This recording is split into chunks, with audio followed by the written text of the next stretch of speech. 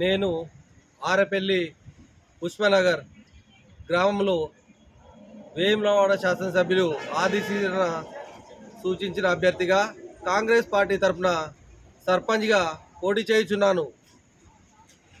నేను ఆరపల్లి కావచ్చు, పుష్పనగర్ కావచ్చు, గ్రామంలో గత 5 సంవత్సరాలు మాజీ సర్పంచ్ ఇటికేల నవీనరాజు ఆధ్వర్యంలో చేసిన పనులను మీరు ఒకసారి ఆలోచన చేయండి.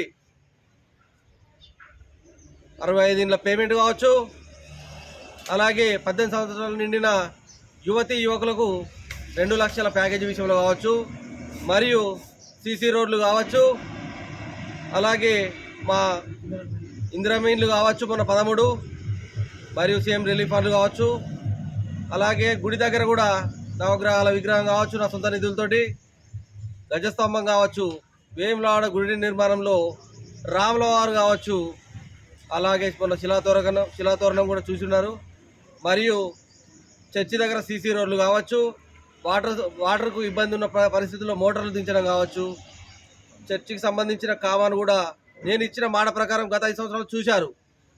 ఇక ముందు 107 ఇండ్ల సమస్య అంటారా, ఆల్రెడీ వేములవాడ శాసనసభ్యులు ఆది సీనన్న గారి దృష్టికి తీసుకెళ్లడం జరిగింది. ఖచ్చితంగా సీనన్న గారు మాట ఇవ్వడం జరిగింది.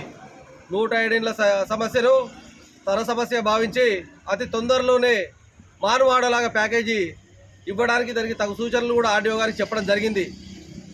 ఎన్ని కోట్ల బడ్జెట్ అయితే ఆరపల్లి గ్రామాన్ని పూర్తి సమస్య నుంచి తొలగించవచ్చు, ఒక నివేదిక తయారు చేయడం చెప్పడం జరిగింది. మీరు కూడా గ్రహించండి. గత 5 సంవత్సరాలలో మేము మా భార్య అయిన నవీన గారు గెలిచిన తర్వాత కూడా ఎలాంటి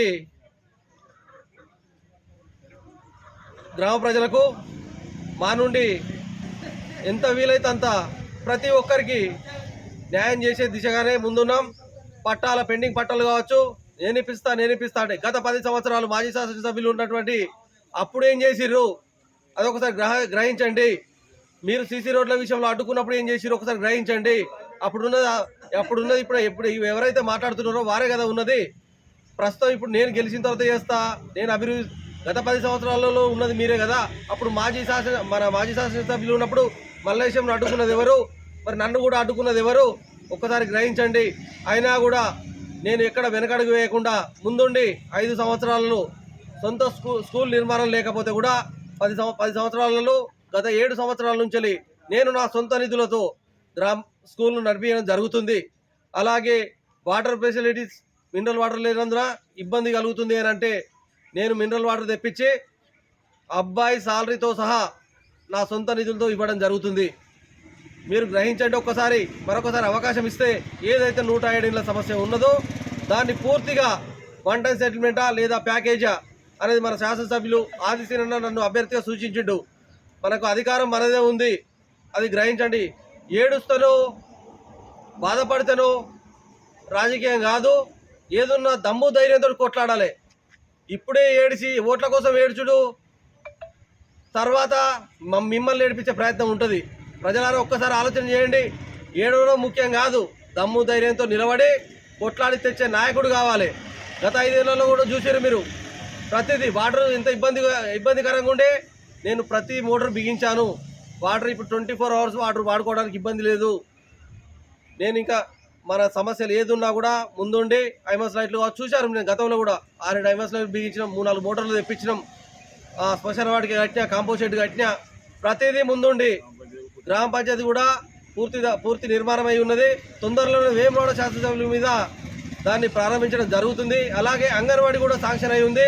ఖచ్చితంగా సర్పంచ్ ఎలక్షన్లు అయిపోతుంటే శాంక్షన్ అయి ఉంది కాబట్టి ఖచ్చితంగా భూమి పూజ చేసుకొని నిర్మాణం జరుగుతుంది. స్కూల్ కూడా ఎమ్మెల్యే గారికి మాట ఇవ్వడం జరిగింది. స్కూల్ కూడా ఖచ్చితంగా నిర్మాణం మనకి ఏదైతే 8 గుంటల ల్యాండ్ ఉందో గ్రామ పంచాయతీ సంబంధించి అందులో నిర్మాణం చేసే దిశగా అడుగులు వేస్తాను.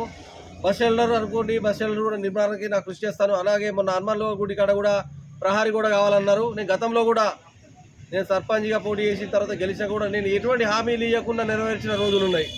టెంపుల్ విషయంలో, విగ్రహాల విషయంలో, ఇంకా చెప్పుకుంటూ పోతే ఆరపల్లి గ్రామంలో ప్రతి ఇంటికి నా ఇంటిగా భావించి నాకు ఏ రకంగా తోస్తే ఆ రకంగా నేను సేవ చేయడం జరిగింది. మిగిలిన ఏదైతే 107 ఇండ్ల సమస్య ఉందో వేములవాడ శాసనసభ్యులు మరియు మా ముఖ్య కాంగ్రెస్ పార్టీ నాయకత్వంతో గ్రామ ప్రజల సహకారంతో ఎమ్మెల్యే గారి దృష్టిలో తీసుకెళ్లి ఖచ్చితంగా నెరవేరుస్తానని హామీస్తున్నాను. మీ అమూల్యమైన ఓటు కాంగ్రెస్ పార్టీ అభ్యర్థి సూచించినటువంటి నేను ఇటికేల రాజు ఉంగరం గుర్తుపై వేసి భారీ మెజార్టీతో గెలిపించాలని, మీ ప్రజలందరూ ఆశీర్వాదం ఇవ్వాలని, మరొకసారి సేవ చేసే భాగ్యం కల్పించాలని మీ అందరినీ వేడుకుంటున్నాను. జై కాంగ్రెస్. 27 పార్టీల సమస్య కూడా క్లియర్ అయి ఉన్నది. తొందరలోనే గెలిచిన వెంటనే నెల రోజులలోపు ఆ సమస్య అనేది క్లియర్ అవుతుంది.